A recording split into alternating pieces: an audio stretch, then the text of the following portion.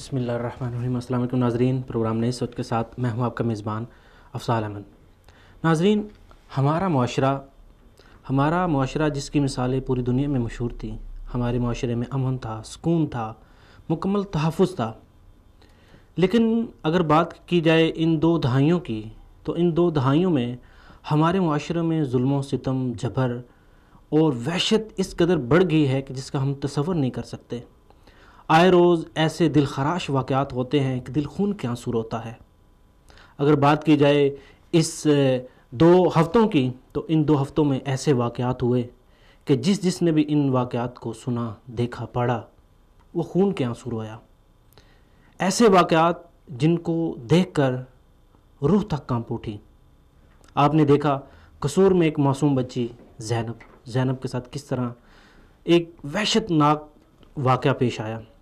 صرف زینب ہی نہیں، اس کے علاوہ بہت سارے ایسے واقعات اس کے بعد بھی ہوئے کہ جس میں معصوم جانیں ضائع ہوئیں، معصوم بچوں کو درندگی کا نشانہ بنایا گیا۔ تو ناظرین، آخر یہ واقعات رونما کیوں ہو رہے ہیں؟ اس کا ذمہ دار کون ہے؟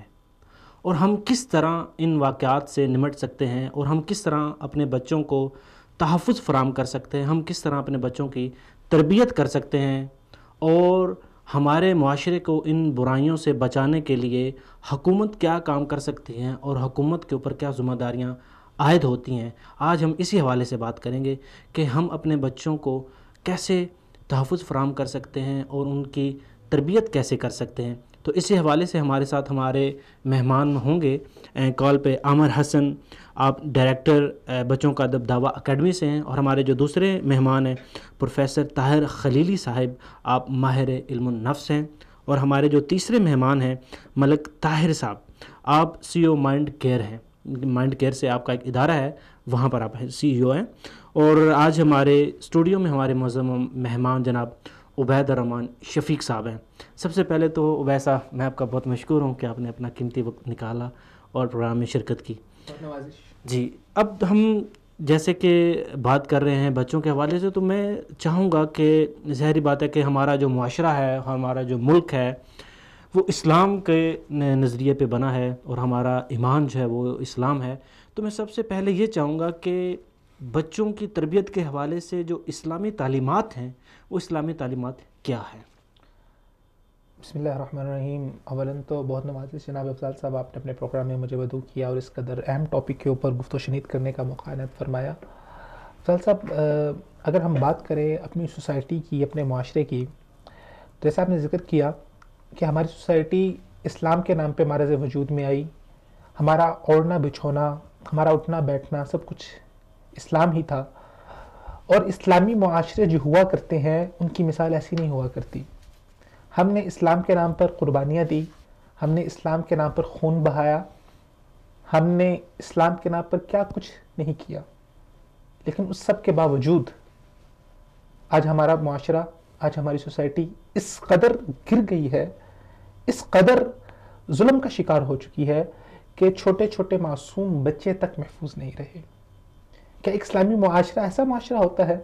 آپ صلی اللہ علیہ وسلم کے بعثت سے قبل جو ایک جاہلانہ معاشرہ ہوا کرتا تھا، جہاں پہ جہالت کا بول بالا تھا، وہاں پر معصوم بچیوں کو زندہ درگور کیا جاتا تھا، وہاں پر چھوٹی معصوم بچیوں کے ساتھ اس طرح کا ظلم ہوتا تھا۔ لیکن آج ہم شرم آنی چاہیے، ہم اپنے آپ کو سفسٹیکیٹڈ کہتے ہیں، ہم اپنے آپ کو ایجوکیٹڈ کہتے ہیں۔ ایک ایجوکیٹڈ معاشرے میں، ایک سفسٹیکیٹڈ معاشرے میں ایسے واقعات ہونا، میں سمجھتا ہوں کہ اتنا باعث شرم ہے، اس قدر باعث شرم ہے کہ ہر ایک انسان کو چلو بھر پانی میں ڈوب کے مر جانا چاہیے۔ لیکن مسئلہ ہے کہ ہمارے ضمیر بالکل مر چکے ہیں، ہمارے ضمیر مردہ ہو چکے ہیں۔ آئے روز کوئی نہ کوئی واقعہ ہو رہا ہے، آئے روز کوئی نہ کوئی واقعہ ہو رہا ہے، لیکن ہمارا ضمیر ہے کہ جاگ ہی نہیں رہا۔ کب اٹھے گا؟ کب جاگیں گے ہم اس خواب غفلت سے؟ کب اٹھیں گے ہم کہ جب یہی واقعہ میرے گھر میں موجود میری کسی بیٹی کے ساتھ، میری بہن کے ساتھ جب یہ پیش آئے گا، پھر میری آنکھیں کھلیں گی؟ کیا وہ زینب، کیا وہ بچیاں، یہ زینب کا واقعہ تو ایک ہمارے سامنے آ گیا ہمارے معاشرے کے اندر، میڈیا نے اٹھا دیا، سیاسی لوگ بھی اس کے اوپر اپنی سیاست چمکا رہے ہیں. خیر ہم کسی کی نیت کو پر شک نہیں کرتے. اللہ تعالیٰ جس نے اس معاملے کو اٹھایا، خیر پہلے سوئے ہوئے تھے لیکن اب اٹھا دیا، تو اللہ تعالیٰ ان کو اس کی جزائے خیر عطا فرمائے اور جو اچھے مقاصد ہیں ان کو حاصل کرنے کی توفیق عطا فرمائے. لیکن ہم کیوں نہیں اٹھ پا رہے؟ لوگ باتیں کرتے ہیں پولیس ہماری ناکام ہو چکی ہے عوام کو تحفظ فراہم کرنے میں، ہمارے ادارے ناکام ہو چکے ہیں عوام کو تحفظ فراہم کرنے میں. تو آپ نے سوال کیا تھا اسلام کے حوالے سے، تو میں یہ رونا رو رہا ہوں کہ ہم اپنے آپ کو کیا اول مسلمان کہنے کے حقدار بھی ہیں؟ تو آپ کیا سمجھتے ہیں؟ دیکھیں کہ آئے روز اس طرح کے واقعات کا رونما ہونا اور اس کے اوپر ہماری اس قدر بے حسی ملزم جو ہیں وہ آزاد گھوم رہے ہیں، تو آپ کیا سمجھتے ہیں کہ اس بڑھتی ہوئی برائی، اس بڑھتی ہوئی وحشت کا ذمہ دار کس کو ٹھہرائیں گے آپ؟ ذمہ دار سب سے پہلے تو میں خود ہوں، سب سے پہلے میں خود ہوں. معاشرہ ہم سے بنا ہے، ہم معاشرے سے نہیں بنے، ہم نے معاشرے کو بنایا ہے. آج جو معاشرہ، جو سوسائٹی ہمیں نظر آ رہا ہے وہ ہمارا اپنا ایک عکس ہے. میں نے کیا تربیت کی ہے اپنے بچے کی؟ آج جو بچہ ہے کل کو وہ بڑا ہوگا اور وہ سوسائٹی کا ایک عکس ہوگا، سوسائٹی کے اندر چلنے پھرنے والا ایک انسان ہوگا جس کے افعال اور کردار سے ہمارا معاشرہ بنے گا. تو میں نے اپنے بچوں کی کیا تربیت کی ہے؟ آج ہم سال ہر سال سے نسل در نسل غلامی کے اندر جیتے آ رہے ہیں. ہم نسل در نسل انہی لوگوں کو، جو لوگ ہمارے اوپر ظلم کرتے ہیں، ہم اپنا ووٹ ایک 500 روپے کے اوپر اپنا ووٹ بیچ دیتے ہیں. یہ تو ہماری صورتحال ہے، یہ تو ہماری حالت ہے.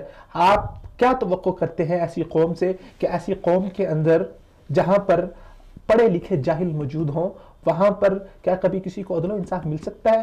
وہاں پر کیا معصوم بچیاں بچ سکتی ہیں؟ آج ساری سب سے بڑی وجہ جو ہے ہماری ذلت کی، ہماری پستی کی، وہ اسلام سے دوری ہے. ہم نے اسلامی تعلیمات کو جانا ہی نہیں.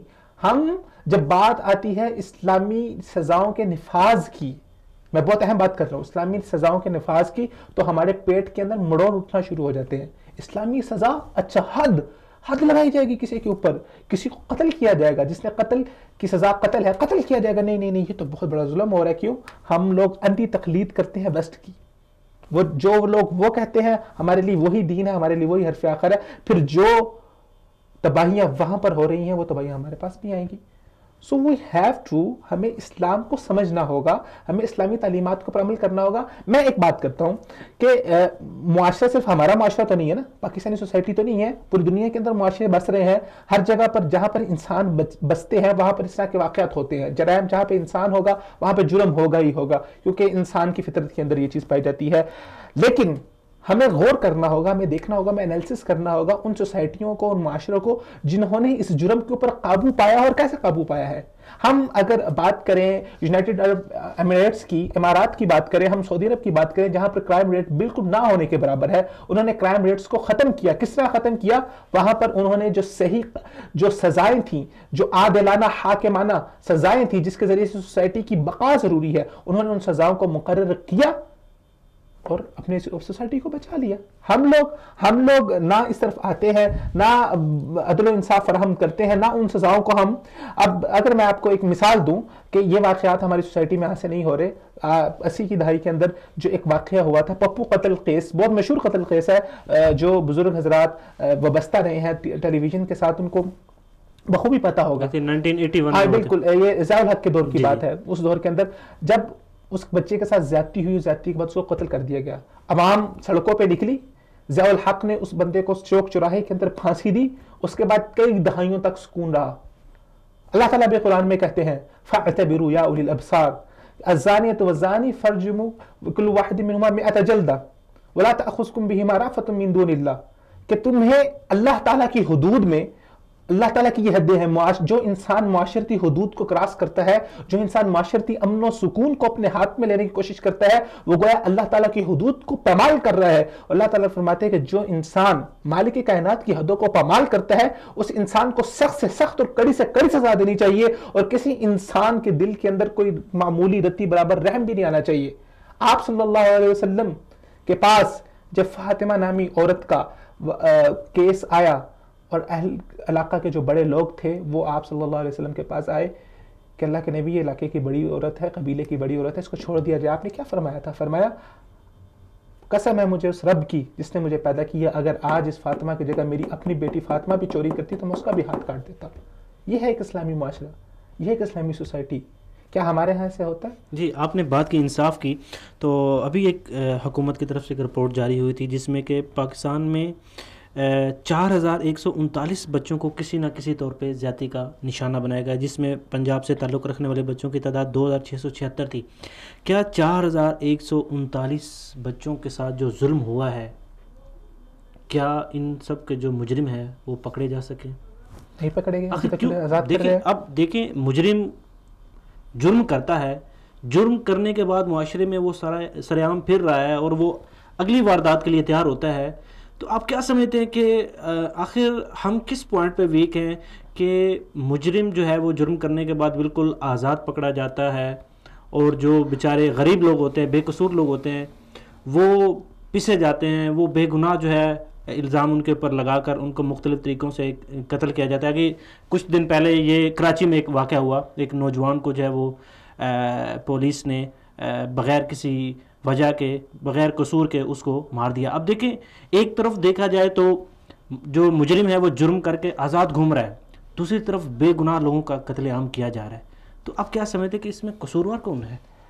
میرا آپ سے ایک سوال ہے، کیا یہ معاشرہ انسانوں کا معاشرہ ہے یا بھیڑ بکریوں کا معاشرہ ہے؟ انسانوں کا معاشرہ یا وحشیوں کا معاشرہ ہے؟ یہ تو جنگل راج تو نہیں ہے نا یہاں پہ چل رہا.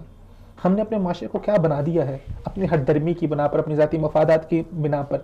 ہمارے ہاں ہوتا کیا ہے؟ آپ نے 4000 بچوں کی بات کی ہے، یہ 4000 وہ ہے جو حکومت بتا رہی ہے. بالکل میں کہتا ہوں اس سے کہیں زیادہ ہے، بہت زیادہ ہے. بہت زیادہ واقعات ہیں ایسے آئے روز. کسی جگہ پر گنڈا گردی ہے، کسی جگہ پر پولیس گردی ہے، کسی جگہ پر سیاست گردی ہے، ہر جگہ تو ہمیں جرگمار بنایا گیا. اور یہ ہمارے اعمال کا نتیجہ ہے. کیوں ہم لوگ شعور حاصل نہیں کرتے؟ کیوں ہم ان لوگوں کے ہاتھوں میں ہم نے اپنی باغیں دی ہوئی ہیں کہ جس طرح چاہے جانوروں کی طرح، جس طرح جہاں پر چاہے ہمیں دائیں موڑنا چاہے دائیں موڑ لے، جہاں پر بٹھانا چاہے بٹھا لے. ہم لوگ ان کے قدموں میں بیٹھتے ہیں، ان کے قدموں کو چاٹتے ہیں اور پھر بعد میں روتے ہیں کہ ہمارے اوپر ظلم ہو رہا ہے، ہمارے اوپر زیادتی ہو رہی ہے. ہمیں باشعور قوم بننا ہوگا، ہمیں شعور علم سیکھنا ہوگا. سب سے بنیادی چیز یہ ہے کہ ہماری سوسائٹی کے اندر علم ہونا چاہیے. اور علم، سب سے پہلی علم کی جو ذمہ داری آتی ہے وہ ماں باپ پہ آتی ہے. وہ ماں پہ آتی ہے کہ ماں نے اپنے بچوں کی تربیت کرنی ہے، ماں نے اپنے بچوں کو علم سکھانا ہے. جب ماں باپ نے اپنے حقوق سے ہاتھ اٹھا لیے، پھر ہم نے اپنے بچوں کو سکول کے حوالے کر دیا. اور جو سکول کے حالات ہے، جو سکول کا ماحول ہے، وہ اس کے نتیجے آپ کے سامنے ہیں ہماری سوسائٹی میں. کیا ہمارا نصاب تعلیم، کیا ہمارا نظام تعلیم اس قدر ہماری سوسائٹی میں ریفارمز کر پایا ہے کہ ہماری سوسائٹی ایک مثالی سوسائٹی بن سکے، ایک اچھی سوسائٹی بن سکے؟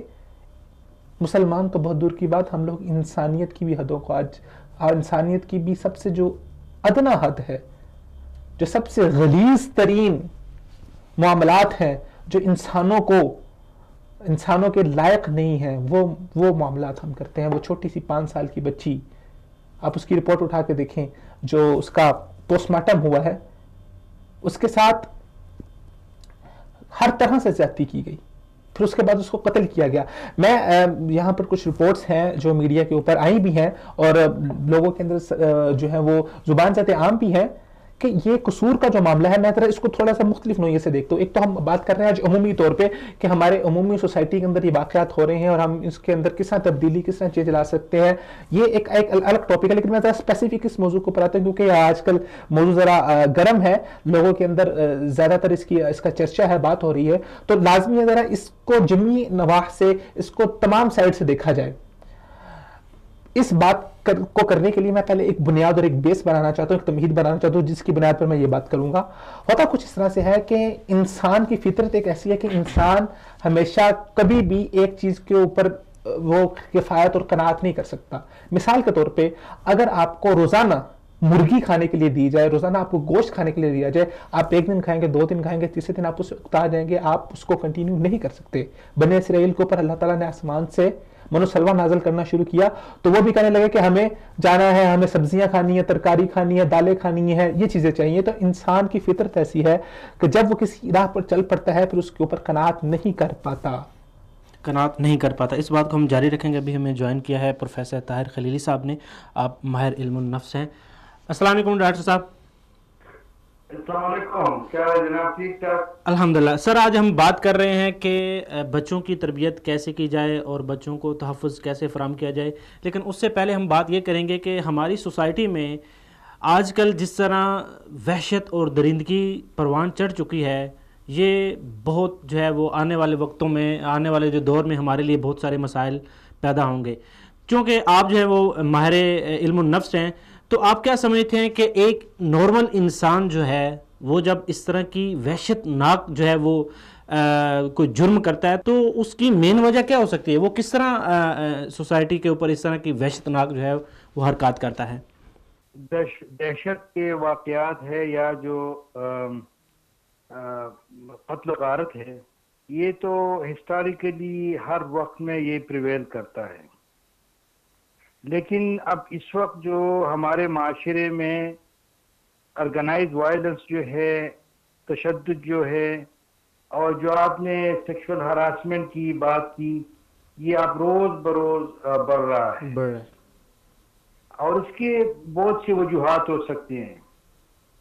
उसमें उस शख्सियत की पर्सनैलिटी में वो प्रॉब्लम्स भी हो सकते हैं, वो सोसाइटी से कुछ डिप्राइवेशन भी हो सकती हैं, या जो हमारी हुदूद और कवायद है उसका इम्प्लीमेंटेशन भी नहीं होता जी।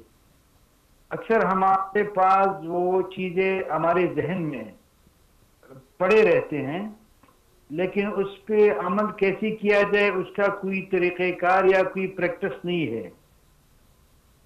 तो थ्योरेटिकली तो हमारे जहन में उस चीज़ को बुरा समझा जाता है, लेकिन अमली मुजाहिरा उसका नहीं होता जी। दूसरी बात यह है कि जो हमारी रिस्पांसिबिलिटी, जिम्मेदारियां हैं वालिदैन का जी। उसमें भी बहुत सी कमी है। हम तो ये समझते हैं कि तरबियत आप उसको पैसे दे दे, बच्चों को स्कूल में दाखिल करा दे, अच्छे से अच्छे महंगे से महंगे स्कूल में दाखिल करा दे, ये भी जरूरी है, नो डाउट। लेकिन साथ जो बच्चों को ट्रेनिंग देनी है कि किस तरह एक माशरे में रहना है और कैसे अपने आप को प्रोटेक्ट करना है, क्योंकि इस स्टेज पे बच्चे वल्नरेबल होते हैं, वो बहुत कमजोर होते हैं, वीक होते हैं। सही। तो उसमें वालिदैन का और खासकर फिर स्कूल का, क्योंकि आधा दिन तो उसका स्कूल में गुजरता है, तो टीचर्स का भी इसमें एक बड़ा रोल है कि वो किस तरह यंग जो जनरेशन है उसको ट्रेन कर दे। और जो माशरे में सिक लोग होते हैं, जिसके साइकोलॉजिकल प्रॉब्लम होते हैं, उसके लिए भी कोई इंतजाम होना चाहिए। दूसरी बात ये कि जो स्टेट की रिस्पांसिबिलिटी है कि उसको कैसे इन्वेस्टिगेट की जाए, उसको भी अमली तौर पे देखना चाहिए, ताकि कल लोगों के जहन में ये हो कि अगर हम कोई ऐसी एक्ट करेंगे जो माशरे के नाम से डिविएट हो या against law of the land हो, तो उस पे हमारी गिरफ्त हो सकती है। ये भी इस्लाह का और पर्सनैलिटी में इम्प्रूवमेंट का एक जरिया है। दूसरी बात, जो हमारी मीडिया में चीजें बगैर किसी लगाम के, बगैर किसी हुदूद व कवायद के वो डिसमिनेट हो रही हैं, उसके भी माशरे पे एक बड़ा असर पड़ता है। और इस चीज को अगर किसी को पता ही नहीं हो, ये इंफॉर्मेशन आप उसके जहन में डालते हैं, अगर पहले से उसकी जहन में कोई ऐसी खलफशार हो और हमने उसको ऐसी इंफॉर्मेशन भी दे दी, तो उसके पास तरीके और ये चीजें आ जाती हैं और फिर वो उसको अपने अमल में लाते हैं और उस पर एक्ट करते हैं। जी सर, देखें अब हमारे माशरे में देखें, जब मीडिया का किरदार इस तरह होगा, बहुत सारे ऐसे प्रोग्राम्स हैं जिसमें जो है वो जराइम के मुख्तलिफ तरीके बताए जाते हैं। ज़ाहिर बात है कि जब ये आवाम देखेगी तो उसके ऊपर अमल करना शुरू कर देंगे। अब माशरे में ये बुराई जो है वो इस कदर परवान चढ़ चुकी है کہ اس کو بیان نہیں کیا جا سکتا. تو آپ کیا سمجھتے ہیں کہ ہم اس بڑھتی ہوئی برائی کو ختم کرنے کے لیے ہمارے پاس سب سے اچھا آپشن کیا ہے کہ کس طرح ہم اپنے معاشرے کو ان تمام جو برائیاں ہیں اسے پاک کر سکتے ہیں؟ اس میں جو سب سے بہترین بات ہے، اگر آپ کسی معاشرے میں اصلاح چاہتے ہیں اور آپ کہتے ہیں کہ لوگ ایک دوسرے کے ساتھ قواعد و ضوابط میں رہیں، تو اس کے لیے ضروری ہے کہ آپ کا ایک ویلیو سسٹم ہو، جس کو ہم اقدار بھی کہتے ہیں. یہ سوشل ویلیو سسٹم آپ کو کہیں باہر سے نہیں آئے گا. اسکول میں تو آپ کو گرامر اور سائنس اور یہ چیزیں پڑھاتے ہیں. فیملی سے یہ سوشل سسٹم جو ہے، یہ ویلیو جو ہے، یہ پروان چڑھنا چاہیے. اسکول کا بھی بہت اہم رول ہے، لیکن آج کے جو آپ اسکول کے سلیبس وغیرہ یہ دیکھ لیں تو اس میں ویلیوز کے بارے میں، اقدار کے بارے میں اس قسم کی کوئی وہ سبجیکٹ آپ کو نظر نہیں آئے گی. صحیح بات. اسلامیات کا اور پاکستان اسٹڈی کا سبجیکٹ بھی وہ روٹین میں پڑھاتے ہیں. تو ایک تو ویلیوز سسٹم سٹرانگ ہونے چاہیے، کیونکہ اسی سے آپ سوشل کنٹرول کر سکتے ہیں. ادروائز ہم پڑھ کے کچھ آپ پولیس نہیں پروڈیوس کر سکتے کہ ہر بندے کو یہ واچ کر دے. تو اس کے لیے جو ہمارے علماء ہے، جو مساجد ہے، اسکول ہے، جو پیرنٹس ہے، ان کو collectively as a community value system کو اسٹرانگ کرنا چاہیے کہ ہم کیسے جو برائی ہیں، جو بد اخلاقیاں ہے، جو لوگوں کو نقصان پہنچاتے ہیں، جو ذہنی بیماریوں کو پروان چڑھاتے ہیں، جو نشہ کو پلاتے ہیں، جو ینگ جنریشن کو خراب کرتے ہیں، اب اس کو کیسے روکا جائے. تو وہ چیزیں جو ہے وہ معاشرے سے اب آہستہ آہستہ وہ نہیں مل رہے ہیں. اور اوپر سے جو ہماری میڈیا ہے وہ ارسپانسبلٹی شو کر رہے ہیں. یہ نہیں ہے کہ ہم نہیں چاہتے کہ میڈیا ضرور وہ اپنے اوپننس کو، فرینکنس کو دکھائے، لوگوں کو خبردار کر دے، لیکن اس کا یہ مقصد نہیں ہے کہ وہ الٹا خرابی زیادہ پیدا کریں اور جو اصلاح ہے وہ کم ہو. تو یہ چیزیں بہت ضروری ہے. سر، ابھی جو ایک صورتحال بنی ہوئی ہے کہ پاکستان میں تقریباً جو ہے وہ ہر بندے جو ہے وہ نفسیاتی طور پہ بہت سارے مسائل میں گھرا ہوا ہے، لیکن اس میں حیرت والی بات یہ ہے کہ ہماری جو ینگ جنریشن ہے، اسپیشلی جو بچے بھی ہیں، وہ بھی جو ہے وہ نفسیاتی طور پر بہت مایوس ہیں. تو آپ کیا سمجھتے ہیں کہ یہ ہم اپنی جو یوتھ ہے ان کو نفسیاتی مسائل سے جو گھری ہوئی ہے اس سے کیسے نکالا جا سکتا ہے؟ بہترین طریقہ کیا ہے ہمارے پاس؟ اچھا، اس میں آپ بالکل صحیح کہہ رہے ہیں. ینگ جنریشن میں یہ جو نفسیاتی مسائل پریویل کر رہے ہیں، روز بروز ہمارے ہاں رپورٹ ہو رہے ہیں، کلینک میں بھی آتے ہیں. جی. اچھا، اس میں ینگ جنریشن کا تو ایک مسئلہ یہ بھی ہے کہ وہ خود ڈیسائیڈ نہیں کر سکتے. اس کے بڑے جو ہے پیرنٹس جو خاص کر ہے وہ ڈیسائیڈ کرتے ہیں کہ کیا اس کی بیہیویئر جو ہے یہ نارمل ہے یا ایب نارمل ہے. جی. ہمیں ڈاکٹر یا سائیکالوجسٹ کے پاس جانا چاہیے یا نہیں جانا چاہیے. صحیح بات. دوسری بات سوشل سٹیگما بھی ہے. وہ اس سے ڈرتے ہیں اگر ہم اپنے بچے کو لے جائیں کل لوگ کہیں گے کہ ان کے بچے کے دماغ خراب ہو گئے ہیں. اس واسطے جو پرابلم ایکیوٹ سٹیج میں ٹریٹ ہو سکتا ہے وہ کرانک بن جاتا ہے اور پھر بعد میں ان کے بڑے مسائل ہوتے ہیں.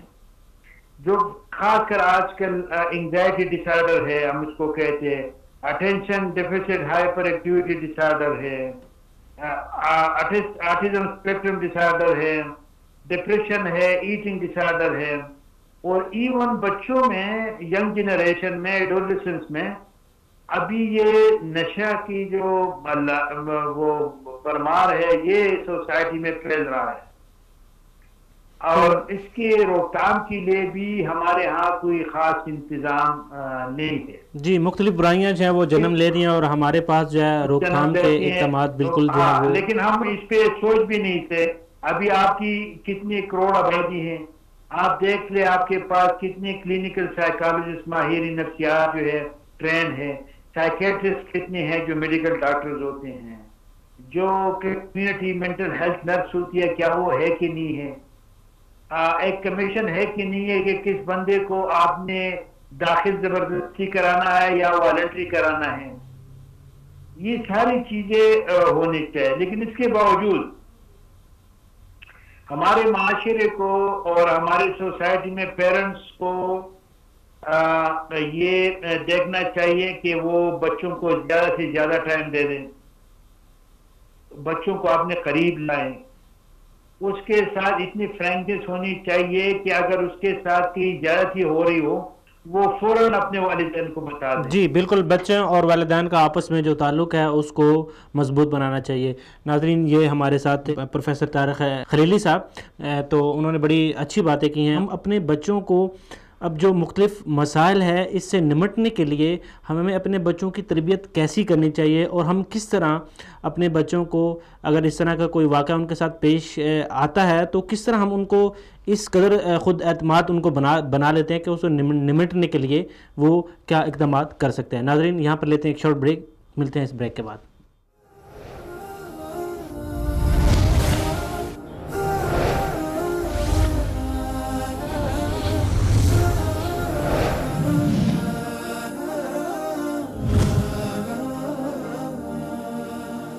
السلام علیکم ناظرین، آپ کو ایک بار پھر پروگرام میں خوش آمدید کہتے ہیں. ناظرین، بریک سے جانے سے پہلے ہم بات کر رہے تھے کہ ہم اپنے بچوں کی تربیت کیسے کریں. تو ویسے صاحب، آپ کیا سمجھتے ہیں کہ دیکھیں اب ظاہری بات ہے کہ ہمارے معاشرے میں مختلف برائیاں جو ہے وہ جنم لے رہی ہیں، اور اس میں المناک بات یہ ہے کہ یہ برائیاں کم نہیں ہو رہی لیکن دن بدن بڑھتی ہی جا رہی ہیں. تو اب ظاہری بات ہے کہ کچھ فرائض جو ہیں وہ حکومت کے ہوتے ہیں، اس کے اوپر بھی ہم بات کریں گے، اور کچھ فرائض جو ہوتے ہیں وہ والدین کے بھی ہوتے ہیں، کیونکہ والدین جو ہے وہ بچے کی پہلی درسگاہ ہوتی ہے. تو آخر کیا وجہ ہے کہ جو بچوں اور والدین میں جو یہ جو گیپ آ رہا ہے، اب دیکھیں آپ 2-3 دہائیاں پہلے کی بات کریں تو بچوں اور والدین میں ایک گہرا تعلق تھا، ٹھیک ہے. لیکن اب ظاہری بات ہے کہ جب سے سوشل میڈیا آیا ہے تو آپ دیکھتے ہیں کہ اب ہر ایک کمرے میں ہر ایک بندہ جو ہے اس کی ایک الگ جو ہے وہ ایک سوسائٹی بنی ہوگی. وہ اب ایک ہی کمرے میں ایک ہی جگہ پہ بیٹھے 5 لوگ، تو 5 لوگ مختلف، ہر ایک بندے نے اپنا ٹیبلٹ اٹھایا ہوگا اور وہ اس میں مصروف عمل ہوگا. اب ظاہری بات ہے کہ جب والدین جو ہے اپنے بچوں کو ٹائم نہیں دیں گے تو بچے جو ہے، ظاہری بات ہے بچے توجہ چاہتے ہیں، ان کو اب توجہ نہیں دیں گے تو وہ ظاہری بات ہے کہ وہ اپنے والدین سے دور ہوتے جائیں گے.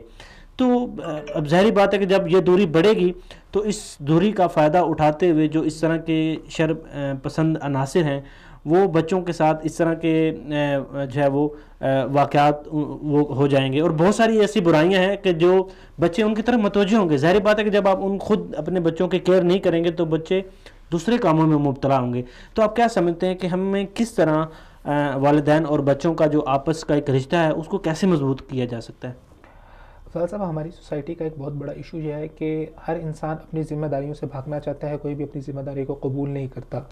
والدین سے بات کریں تو وہ کہتے ہیں کہ اسکول کچھ نہیں کر رہا، اسکول سے بات کریں تو وہ کہتے ہیں والدین کچھ نہیں کر رہے. جب والدین اور اسکول دونوں سے پوچھیں تو وہ کہتے ہیں حکومت کچھ نہیں کر رہی، حکومت سے پوچھیں تو وہ کہتے ہیں کہ عوام بدلنا نہیں چاہتی. ہم ہمیشہ اپنا بوجھ ہے وہ دوسروں کے کندھوں کے اوپر ڈالنے کی کوشش کرتے ہیں اور اپنے فرائض سے بھاگتے ہیں. میں یہاں پہ بات کروں گا بحیثیت انسان، ہر انسان کے اوپر کیا فرض ہے. جب تک ہم خود درست نہیں ہوں گے اس وقت تک ہمارے حالات نہیں بدل سکتے. ہمیں خود درست ہونا ہوگا. خدا نے آج تک اس کو اپنی حالت کو نہیں بدلا، نہ خود ہو جس کو اپنی حالت بدلنے کا خیال ہے. تو بحیثیت انسان سب سے پہلے میں اپنے آپ کو جواب دہ سمجھوں، یہ سب سے بنیادی چیز ہے. کس کے ہاں؟ اللہ تعالیٰ کے ہاں.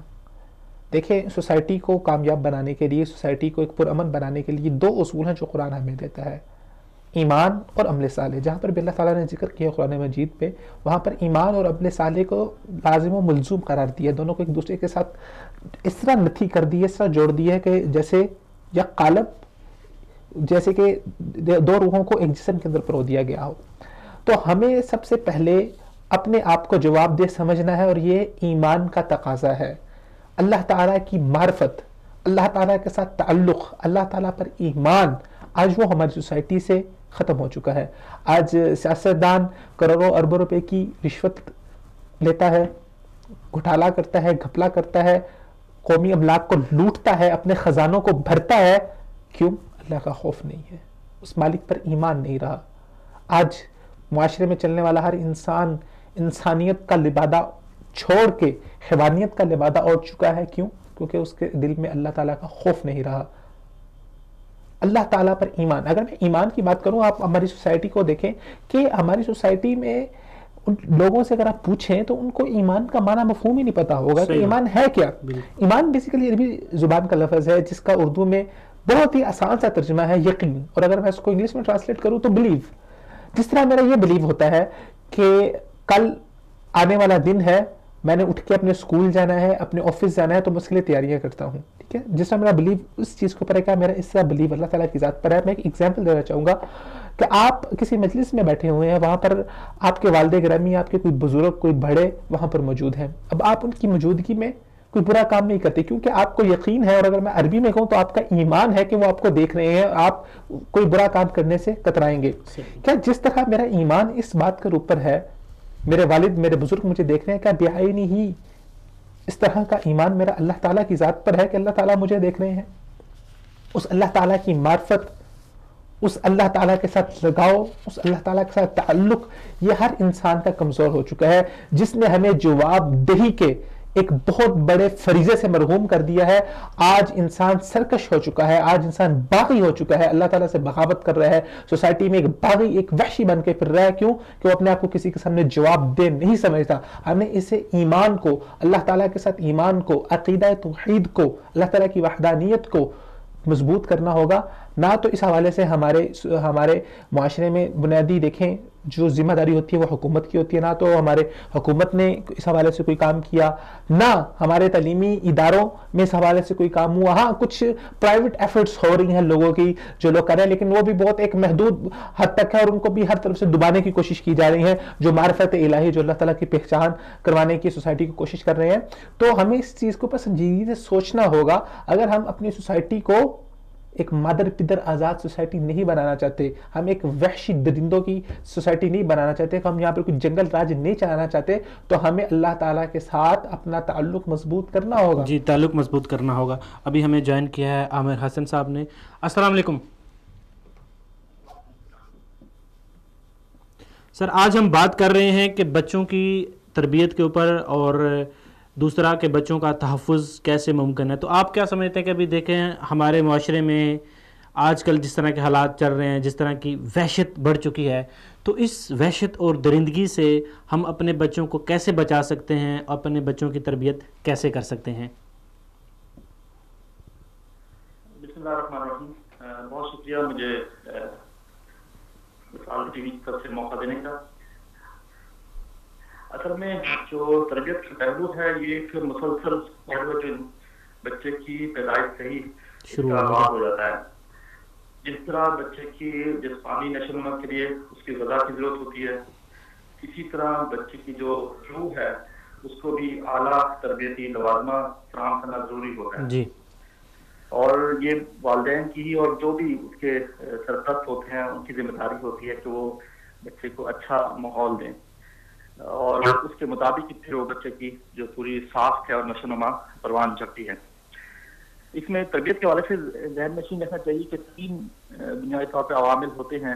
ایک تو بچہ دیکھتا ہے, جو چیزیں محسوس کرتا ہے وہ اس کے لاشعور میں محفوظ ہوتی جاتی ہیں, اور پھر کچھ عرصے بعد جب وہ شعور کی زندگی میں آتا ہے تو وہ اس کی ایک شخصیت کا حصہ بن جاتی ہیں.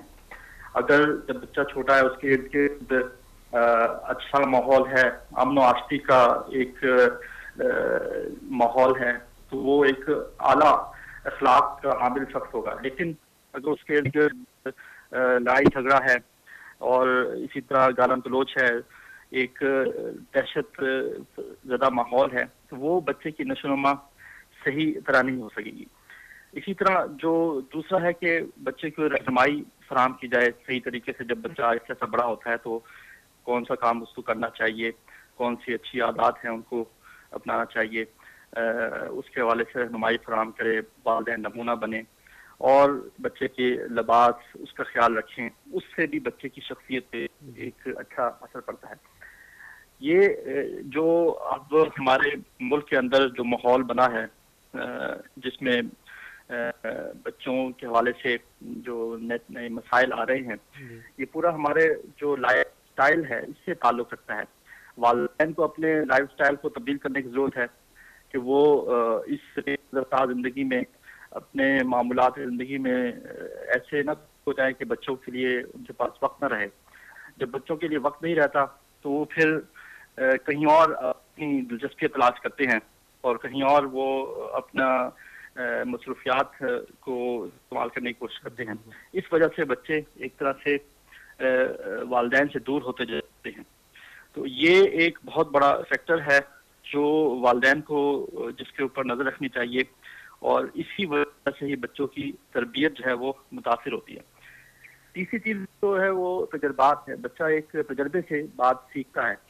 چھوٹی عمر میں اگر بچہ ایک ضد کر رہا ہے اور اس کے نتیجے میں اس کو چیز نہیں ملتی تو وہ سمجھ جائے گا کہ یہ جو حربہ ہے وہ کامیاب نہیں ہے. لیکن اس ضد کے نتیجے میں وہ چیز مل جاتی ہے، وہ پھر آئندہ ہمیشہ پھر یہی حربہ اپنی بات کو منوانے کے لیے استعمال کرتا ہے. آہستہ آہستہ جیسے جیسے بڑا ہوتا ہے جاتا ہے تو یہی چیز اس کی شخصیت میں، اس کی نفسیات میں پختہ ہوتی جاتی ہے. سر آپ نے چونکہ بچوں کے آپ نے بچوں کے اوپر بہت کام کیا، بچوں کے اوپر آپ کی بہت سٹڈی ہے، تو آپ کیا سمجھتے ہیں کہ دیکھیں کیا پہلی بات ہم یہ چیز ہے نا کہ ہم اپنے بچوں کی تربیت اس طرح کر سکتے ہیں، لیکن ظاہری بات ہے کہ پہلی درسگاہ جو ہوتی ہے والدین ہوتے ہیں. اگر والدین جو ہے ان سے اگر کوئی کمی کوتاہی رہ جاتی ہے تو اگلا جو سٹیپ ہوتا ہے وہ ہمارے ہوتے ہیں ٹیچرز. تو آپ کیا سمجھتے ہیں کہ کیا ظاہری بات ہے کہ ہمارے بچوں میں آج کل جو ہے وہ نفسیاتی طور پہ بہت پریشان ہیں، تو جو استاذ ہیں، ہمارے جو ٹیچر ہیں، ان کو اپنا ایک ایسی ایک ورکشاپ رکھنی چاہیے جس میں کہ اپنے جو ہمارے جو بچے ہیں ان کو ایک خاص تربیت دینی چاہیے، ٹریننگ دینی چاہیے. ایسی ٹریننگ کا معیار ایسا ہونا چاہیے کہ بچے جو ہیں وہ بور بھی نہ ہوں اور بڑے بہتر طریقے سے جسے آپ سیلف ڈیفنس بھی کہہ سکتے ہیں، سیلف ڈیفنس جو ہے وہ سیکھ سکیں، اور اگر ان کے ساتھ کوئی ایسا واقعہ آ جاتا ہے تو وہ اسے نمٹ سکیں. تو اس میں آپ کیا سمجھتے ہیں کہ جو ٹیچرز ہیں ان کی کیا ذمہ داری عائد ہوتی ہیں کہ وہ بچوں کو کس طرح سے ان کی رہنمائی کریں، کس طرح ان کی ذہن سازی کریں کہ اگر ان کے ساتھ کوئی ایسا واقعہ آتا ہے تو وہ اس سے بچ سکیں؟ جی آپ نے بالکل درست کہا کہ والدین کے بعد اساتذہ ہی دوسرے نمبر پہ آتے ہیں جو بچوں کی تربیت کرتے ہیں. اور جس طرح آپ نے اشارہ کیا کہ کوئی ایسی بات بچوں کے ساتھ ہو جائے تو وہ کس طرح اس سے اپنے آپ کو بچا سکتے ہیں، اس میں جو اساتذہ کی ذمہ داری ہے کہ وہ ایک استاد کا جو روب ہوتا ہے جس کی وجہ سے طالب علم اور استاد میں ایک فاصلہ پیدا ہو جاتا ہے، اس کو ختم کرنے کی ضرورت ہے. وہ جو جھجک ہے استاد اور طالب علم کے درمیان، بچے کے درمیان، وہ پہلے ختم ہوگی تو پھر آپس میں کچھ شیئرنگ ہوگی. اس کے لیے جس طرح آپ نے کہا ورکشاپ کی جا سکتی ہیں، یا کلاس کے اندر ہی ایک استاد جو ہے ایک حدود میں، ایک دائرے کے اندر رہتے ہوئے بچے کے ساتھ ایک دوستانہ ماحول طالب علموں کے ساتھ کرے. کبھی وہ صرف اپنے سبق کے ساتھ ہی منسلک نہ رہے بلکہ ایک ایسے دوستانہ ماحول میں سبق کو پڑھائے، ایک کسی ایکٹیویٹی کے ذریعے سے، کسی کھیل کے انداز میں بچوں کو باتیں سکھانے کی کوشش کی جائے جس سے بچوں کے جو اندر کی باتیں ہیں وہ سامنے آئیں. بچے کیا چاہتے ہیں، کیا محسوس کر رہے ہیں. جب یہ تمام چیزیں ہوں گی اور آپس میں جھجک ختم ہوگی تو اگر کوئی اس طرح کا واقعہ ہو جاتا ہے، اگر کوئی ایسی انہونی ہو جاتی بچے کے ساتھ، تو وہ لازماً اپنے اساتذہ کے ساتھ شیئر کرے گا. اور یہی اگر رویہ دوستانہ ماحول والدین کا ہے بچے کے ساتھ، وہ بچہ پھر والدین کے ساتھ بھی کرے گا. وہ بچہ اپنے ساتھ اس واقعے کو لگا رہتا ہے اور اس کے اندر ہی وہ اس کو پکڑ کے کھلتا رہتا ہے، اس کی فکر مند رہتا ہے، اور وہ صحیح طرح سے آگے بتا نہیں سکتا کہ اس کے ساتھ کیا ہوا ہے، کس طرح کا مسئلہ درپیش ہوا ہے. تو اس میں میری نظر میں جو بہترین چیز ہے کہ وہ آپس میں جو گیپ ہے، جو جھجک ہے، اس کو دور کیا جائے. وہ کسی بھی طریقے سے ہو سکتی ہے، کھیل کے انداز میں، کسی ایکٹیویٹی کے انداز میں، کسی ورکشاپ کے ذریعے سے، کسی حکمت کے اور اسلوب کے ذریعے سے. تو اس طرح پھر بچہ جو ہے صحیح طریقے سے اپنا معافی ضمیر اور اپنی جو اصل بات ہے وہ والدین کے ساتھ اور اساتذہ کے ساتھ شیئر کر سکتا ہے. جی، کیونکہ ہمارے پروگرام کا جو ٹائم ہے وہ بھی اختتام کی طرف جا رہا ہے. آخری سوال آپ سے کرنا چاہوں گا. اب ذمہ داری آتی ہے ریاست کے اوپر، تو آپ کیا سمجھتے ہیں کہ ہماری حکومت کو ایسے وہ کون کون سے کام کرنے چاہیے اور کیا قانون سازی کرنی چاہیے کہ اگر ہمارے معاشرے میں بچوں کے ساتھ اگر کوئی ایسا واقعہ ہو جاتا ہے تو قانون اتنے سخت ہونے چاہیے کہ ایک بار جس کو سزا ملے آئندہ اس کی جرت نہ پڑے کہ وہ بچوں کی طرف میلی آنکھ سے دیکھ سکے. اس میں حکومت کو کیا کام کرنے پڑیں گے؟ جی، اس میں حکومت کی ذمہ داری تو سب سے پہلے ہے کہ کیونکہ اس کے اپنے جو شہری ہیں ان کی حفاظت کرنا، ان کے تمام حقوق مہیا کرنا اس کو ضروری ہے، اور بچے بھی اس کے شہری ہونے کے ناطے حکومت کی ذمہ داری ہیں. اس میں ایک جانب تو تعلیمی نظام اصلاح کی ضرورت ہے جی، کہ اساتذہ اور اس کے ساتھ ساتھ جو اسکول کا عملہ ہے اور پھر اس کے بعد پھر نصاب ہے کہ ایک صحیح نہج پر ہو. دوسری جانب اگر اس طرح کا واقعہ ہو جاتا ہے تو اس کے لیے پھر سزائیں مقرر ہوں، پورا نظام مقرر ہو. جس طرح مغرب میں بچے کے لیے شروع سے ہی ابتدا سے ہی تعلیم کا بندوبست کر دیا جاتا ہے، اساتذہ کو پابند کر دیا جاتا ہے کہ انہوں نے اتنی عمر میں بچے کو اسکول میں لے کے جانا ہے، یہ پڑھانا ہے، یہ چیزیں اس کے یہ خیال کرنا ہے. اور اگر وہ اس پہ پورا نہیں اترتے تو پھر ریاست خود آ کے اپنی ذمہ داری کا احساس کرتی ہے اور بچوں کو اپنے کنٹرول میں لیتی ہے یا والدین کو پابند کرتی ہے کہ وہ جو بچوں کے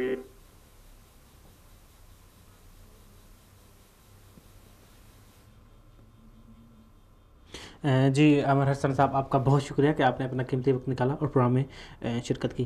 جی عبید صاحب، اب آتے ہیں ہم، چونکہ ہمارے پروگرام کا وقت بالکل اختتام کی طرف ہے، تو اب دیکھیں ہم نے دیکھا کہ معاشرے میں جو برائیاں ہیں وہ کیوں جنم لیتی ہیں. اس کے اوپر ہم نے بات کی کہ ان برائیوں کی اصل وجہ جو ہے وہ کیا ہے، ان برائیوں سے کیسے نمٹا جا سکتا ہے. پھر ہم نے بات کی کہ ہم جو ہے اپنے بچوں کو جو ہے وہ والدین کے ساتھ ان کا جو تعلق ہے اس کو مضبوط کیسے کیا جا سکتا ہے. اور اس کے بعد ہم نے بات کی کہ اپنے بچوں کی تربیت کیسے کر سکیں، ان کو تحفظ کیسے فراہم کر سکیں.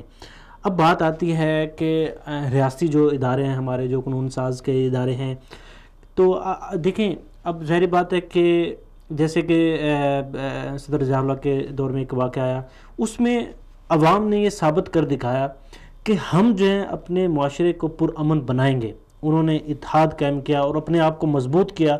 غلطی ہوئی، اس غلطی سے سبق سیکھا، بالکل ایسا قانون بنایا کہ اس کے تقریباً 10 سے 12 سال تک ایک بھی ایسا واقعہ نہیں ہوا، نہ کوئی بچہ اغوا ہوا ہے، نہ کسی بچے کے ساتھ ظلم ہوا ہے، نہ زیادتی ہوئی ہے، کوئی بھی ایسا واقعہ نہیں ہوا. لیکن ابھی دیکھیں کہ ایک واقعہ ہوا، اس کے دوسرے دن دوسرا واقعہ، تیسرے دن تیسرا واقعہ ہو گیا. تو اب دیکھیں اب کیا سمجھتے ہیں کہ کیا یہ حکومت کی بالکل نااہلی ہے، ناکامی ہے، یا معاشرے کی بے حسی ہے، یا مطلب کہ ہم لوگ اتنے بے حس ہو گئے ہیں کہ ایک واقعہ ہوا ہے اور ہم اس کے اوپر ہم لوگوں نے مکمل ریسرچ نہیں کی، ورک نہیں کیا، اس کو سمجھا نہیں، یا اس واقعے کو بالکل ایک محض واقعہ سمجھ کے بھول گئے ہیں، یا مطلب ہم کس نہج کی طرف جا رہے ہیں. ہمیں ایسے مطلب دیکھیں اپنی قوم کو، اپنے ملک کو بہتر بنانے کے لیے اگر کوئی ایک ایسا واقعہ ہوتا ہے تو ہمیں متحد ہو کر صرف یہ نہیں سمجھنا چاہیے کہ یہ صرف واقعہ قصور میں ہوا ہے، لاہور میں ہوا ہے، کراچی میں ہوا ہے، پشاور میں ہوا ہے، بلکہ ہمیں یہ چیز یہ سمجھنی چاہیے کہ یہ واقعہ پاکستان میں ہوا ہے. کیونکہ اگر یہ واقعہ پاکستان ہوا ہے اس کا مطلب ہے کہ یہ خبر انٹرنیشنل. اب دیکھیں اب پوری دنیا نے اس خبر کو کیسے دیکھا. اب ظاہری بات ہے جب پہلے ہی ہمارے پاکستان کے خلاف مختلف جو طاقتیں ہیں وہ کام کر رہی ہیں، وہ ہر لحاظ سے پاکستان کو کمزور کرنا چاہتی ہیں. کبھی سی پیک کے منصوبے کو ناکام کرنے کے لیے دہشت گرد کروائی جاتی ہے، تو کبھی ہمارے معاشرے سے لوگوں کو جو ہے وہ دور کیا جا رہا ہے. اب مختلف برائیاں جنم لے رہی ہیں. اس میں ہم یہ نہیں کہہ سکتے کہ ہمیں صرف ہمارا معاشرہ ہی انوالو ہے، اس میں انٹرنیشنل کچھ طاقتیں بھی ہو سکتی ہیں جو ہمارے معاشرے کو اس طرح کی جو برائیاں ہیں وہ پھیلائی جا رہی ہیں، لوگوں کو متنفر کیا جا رہا ہے. گورنمنٹ کا اور عوام کا جو ریلیشن ہے اس میں دراڑیں جو ہے وہ ڈالی جا رہی ہیں. تو اب کیا سمجھتے ہیں کہ اب یہ سارے مسائل ہمارے سامنے موجود ہیں. اب ہمارے پاس وقت بھی ہے، سب کچھ ہے، کیا ہم اپنے معاشرے کو، ملک کو بچانے کے لیے اور اس برائیوں کو ختم کرنے کے لیے متحد نہیں ہو سکتے؟ کیا ہم وہ جو پہلے ایک دفعہ ہم نے ایک متحد ہو کر ایک جو ہے وہ قوت ایک جو ہے وہ ثابت کی تھی اور ایک قانون بنوایا تھا، کیا ایسا قانون، ایسی قوت، ایسے جو ہے وہ قانون سازی، کیا ایسی جو ایک سوچ ہے وہ ہم پیدا نہیں کر سکتے؟ سر صاحب آپ نے جو ذکر کیا کہ ابھی ایک واقعہ ہوا تھا، ابھی ہمارے خون دل تھا کہ خون کے آنسو رو رہا تھا کہ اوپر سے اور ایسے واقعات آنا شروع ہو گئے. یہ ہمارے ایک روٹین تھی، ہماری سوسائٹی کی ایک روٹین تھی. سو میڈیا کے اوپر واقعات آنا شروع ہوئے، میڈیا کے سامنے آئے تو 1 2 3 4 آئے. یہ تھا کہ چلتا آ رہا تھا، ایک آپ سمجھ لیں کہ کڑی تھی، کڑی کے ساتھ کڑی مل رہی تھی. مسئلہ یہ ہے کہ ہم سنجیدگی کے ساتھ اپنے آپ کو درست کرنے کے خواہاں ہیں ہی نہیں. ہم چاہتے نہیں ہیں کہ ہم اپنے آپ کو درست کریں. بصورت دیگر یہ تو بہت بڑے بڑے واقعات ہیں، ایک چھوٹے سے چھوٹا واقعہ بھی انسان کے ضمیر کو جھنجھوڑنے کے لیے کافی ہوتا ہے. ہمیں سنجیدہ ہو کر غور و فکر کرنا ہوگا اپنی سوسائٹی کو چینج کرنے کے لیے. قانون اس وقت بھی تو بنا تھا، لیکن اس کے بعد دوبارہ چیزیں اسی طرح دوبارہ آ گئی. 10 سال 12 سال اگر کوئی سکون نہ، لیکن اس کے بعد دوبارہ آئے گی. قانون بن جائے گا، لیکن قانون کو امپلیمنٹ کون کرے گا؟ کیا پاکستان میں قوانین کی کمی ہے؟ کیا پاکستان میں قوانین موجود نہیں ہے؟ سینکڑوں کی تعداد میں عمل درآمد کرانا کس کا کام ہے؟ سینکڑوں کی تعداد میں مجرم آپ کی جیلوں کے اندر بیٹھے ہوئے ہیں، وہاں پر ان کو سزائے موت کی سزائیں ہو چکی، ان کو ابھی تک سزا نہیں مل سکی. قصور واقعہ کے اندر آج سے کچھ دیر قبل غالباً پچھلے سال کی بات ہے، 200 بچوں کے ساتھ زیادتی ہوئی. 200 بچوں کے ساتھ ان کو بلیک میل کرنے کا اور انٹرنیشنل مارکیٹ میں ان کی غلیظ اور یہ گندی ویڈیوز بیچنے کا واقعہ پیش آیا. وہ مجرم جو ہے وہ آج کھلے اور دندناتے پھر رہے ہیں. ایک بچے کا انٹرویو میں دیکھ کے حیران رہ گیا کہ وہ بچہ کہتا ہے کہ جب میں عدالت میں پیشی کے لیے جاتا ہوں، وہ آگے سے بدماش وہ دندناتا ہوا آتا ہے اور کہتا ہے کہ تم جو مرضی کر لو، میں آ رہا ہوں بس باہر آ کر تمہیں دیکھ لوں گا، میں تم سے نمٹ لوں گا. سر ہم سنجیدہ ہو کے اپنے آپ کو بدلنا نہیں چاہتے، ورنہ قوانین سارے موجود ہیں، سب کچھ موجود ہے. کون سا ایسا ملک ہے جہاں پر ایسا قانون نہ ہو کہ ایسی دہشت گردی کرنے والوں کو الٹا لٹکا دیا جائے؟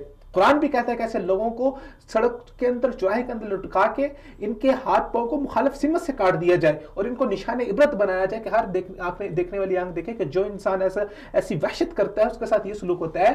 قوانین موجود ہیں، سب کچھ موجود ہے، لیکن ہم لوگ مر چکے ہیں، ہمارے ضمیر مر چکے ہیں. ہم نے پتہ نہیں کہاں پر اپنے ضمیروں کا سودا کر دیا ہے، کس کے ہاتھوں ہم نے اپنے آپ کو بیچ دیا ہے. ورنہ ایک مسلمان، ایک انسان کے لیے ایک چھوٹی سی بات ہی اس کو جھنجھوڑنے کے لیے، اس کو بدلنے کے لیے کافی ہوتی ہے.